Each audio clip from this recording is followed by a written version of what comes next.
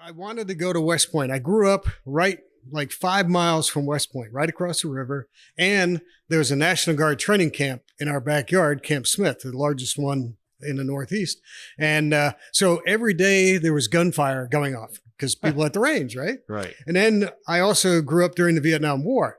So what is now a boy that wants to join up, and you hear that in the distance. Yeah, that's right. What's and going then, on? well, there was also Stewart Air Force Base, which is now Stewart Airport, north of West Point. It's in Newburgh, and it used to be an Air Force base where the F-4s would be based, and they were the guys who would stop the Soviets from attacking or whatever. But they also had to do training missions to practice for when they deployed to Vietnam.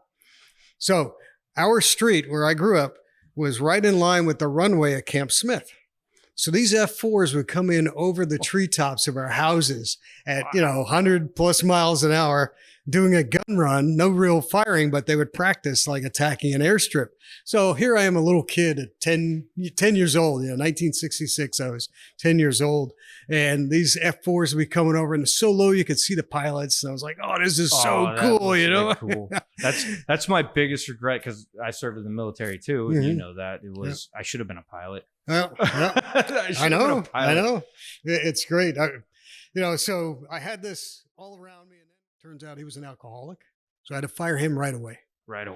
And then I asked for all the Article 15s, and there was a stack of them, and this was unusual for me because when I had those two other rifle companies, I maybe gave a couple of Article 15s. Right. I mean, administrative Article 15s, you know what those are? Yeah. Yeah. There's you can't take pay. You don't take rank. Right. It's just basic, go to your room. It stays internal. That's right. Stays internal. I gave a bunch of those because I knew, taking rank and pay, that hurts, so I rarely ever gave a real Article 15, but with this, there was like a stack of them. And then I flipped through them and they were for fighting.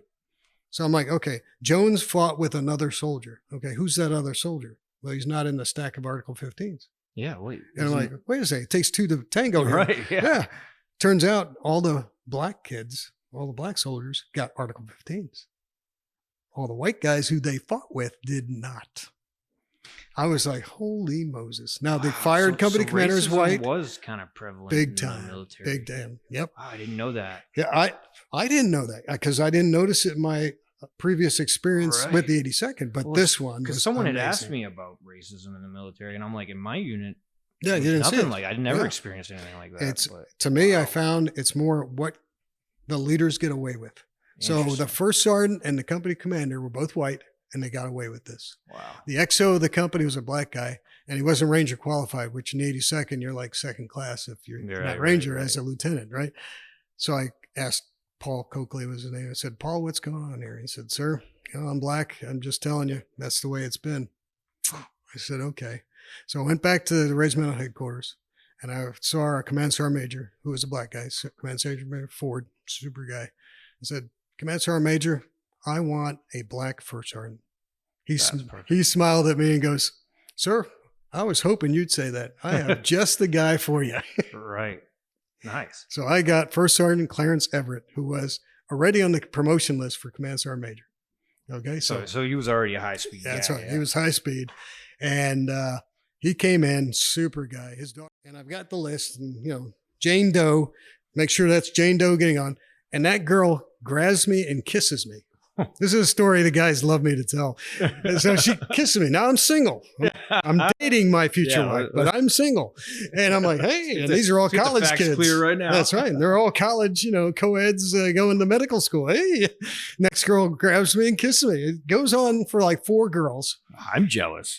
Yeah. And then I see out of the corner of my eye, the Air Force has a combat camera crew. Now, these are guys trained to take video in war zones. That's their job. And they're filming this. So I go from, oh, this is so cool, to my mother and my girlfriend think I'm getting shot at. And here I am kissing women. Please tell me that this video exists somewhere. I've never seen it, but I'm sure it does. Oh, I'm sure someone out there find this video. That's right. So I immediately go, oh, crap, So anyway, I get all the girls on board. They take off. And then next 141, same, how many can I take? We got all that. So, we finally got them all out. And there is a picture I posted on my Facebook page occasionally of male students. They didn't kiss me. I didn't let them. But a male student gave me a high five as he's getting on board. And a friend of mine found that at the National Archives one time when he was doing a history project for our regiment. Oh, and wow.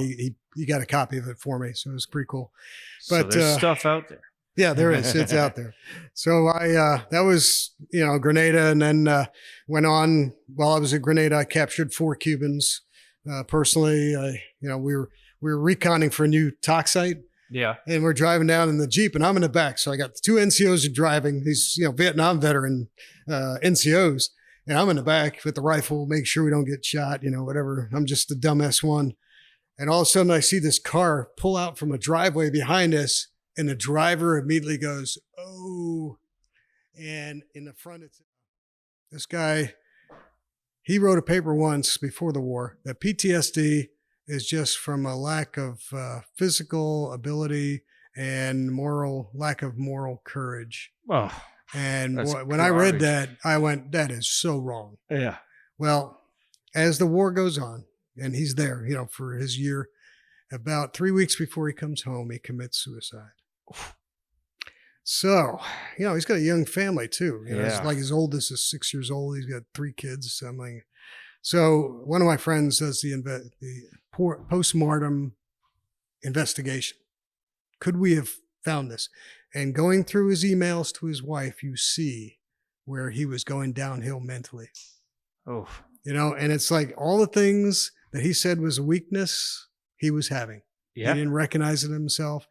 Petraeus, he said, was, harping on him. He saw the world as black and white. Yeah. He saw contractors who were cheating the U.S. government, Iraqis cheating, and he just couldn't wrap his head around that, which is different than the guy who graduated first in his class, the guy right ahead of him, West Point, Yeah. who did like 7 deployments to war, had been to war several times, retired as a 2-star.